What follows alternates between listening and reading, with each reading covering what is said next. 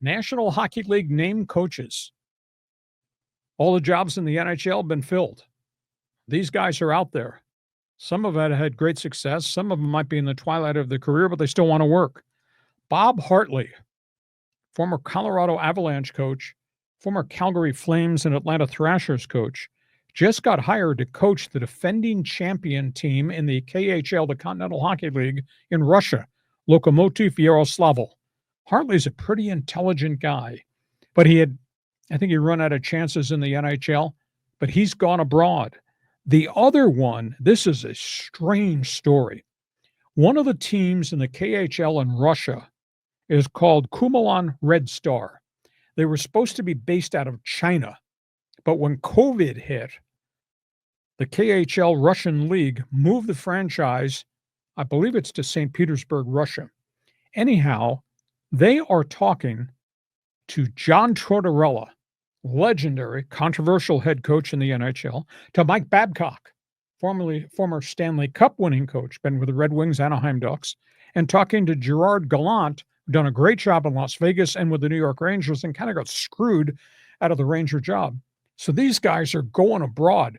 I don't understand how easy it would be to be a head coach in the KHL, where I think 80% of the roster are all Russian players. The language barrier to me would have to be something really a challenge. Yes, you can have interpreters. There are American players, NHL players at the twilight of their career who've gone to play in Russia. They're signing every day. There's a limit as to how many Americans or imports, as they call them, you can have on each KHL roster. But, what a challenge. Lifestyle, culture. You're going to say hi to Putin on the street corner in Moscow. It's absolutely amazing how many of these guys are going over. Now these coaches are going over there to coach. That, to me, how fascinating that is. Yeah, it makes you wonder, are the players getting rewarded, because they get paid, yes. Yeah, and to what degree, and because Russia's a little bit funky. It's not exactly a communist nation, but there's a lot of oligarchs and all kinds of things going on over there. But help me understand this. Like, we know in soccer, there's the English Premier League, and then there's like La Liga and all these others that are you can stack rank them. Mm-hmm. What about with hockey? NHL is number one. What's 2 and 3, and where does this KHL fit into it? I would say the KHL is probably number 2. It's got much older players. The American Hockey League is number 3, but it's totally development league. The San Diego Gulls get really good young players, and they teach them how to be pros. And if they play well and produce, and they get called up and back to the Anaheim Ducks. But the KHL is a much older league because there's a lot of veteran Russian players that are there. And now you got guys at the end of their NHL career who still want to play, get a payday, who go to the KHL. But to me, the culture and the language thing is just amazing. I had a conversation with former San Diego Gulls goaltender. He's now their goaltender coach, Jeff Glass. And he went and played there. He played in the KHL.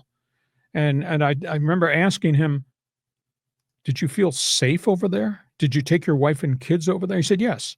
He said, we did feel safe. He said the athletes there in that league are kind of put on a pedestal. They're kind of special to the fans. Now, it's not the NHL by any stretch of the imagination. They're not playing before 19,000 in an arena. It's not like playing at the Montreal Forum or the old Maple Leaf Gardens or an Edmonton Oilers home game. It's different. But he said, we felt safe. We were treated very well, etc. Some guys gone over there have made some significant money and have stayed. Other guys go over, sample it, say, okay, prove myself here. I want to come back. Other guys go there and say, ooh, this is too radical for me. Well, it makes me worry there'd be like another Brittany Griner situation. That could happen. Can happen, but I think guys know what's expected of them. Hockey players are a little bit different breed than basketball players. But you asked about the ranking. The best international hockey leagues are in Scandinavia. Right. That makes sense. Finland and Sweden more than anything else. And those are right up there on the pecking order. Those are very much younger leagues too, though, because NHL's drafting a lot of kids out of there, and they develop their kids, and then they send them to the NHL or to the minor leagues. So it's really fascinating. But you got these marquee name coaches. These guys are Stanley Cup coaches, not rehired in the hiring cycle this year in the NHL. Now they went to Russia this last week for face-on-face interviews, and one of them's been hired, and another one's going to get hired by this team that's now been moved from China to St. Petersburg, Russia. I just fascinating. Well, But these to me, the coaches must just feel like they can't give it up. Yeah. I mean, if you've been at the top of the heap, winning the Stanley Cup, I mean, there's nowhere else to go from there. And so to go halfway around the planet to play in Russia, I mean, there must be a lot of money on the table, or it's these guys just, they just live it every day. it's in their DNA. Yeah. Okay, Hockey Hotline is open. And by the way, last week, we touched a real nerve talking about the Hockey Night in Canada history. Oh, yeah. And the raging controversy with Don Cherry. So if you've yet to be able to get through on the Fans Forum chat box,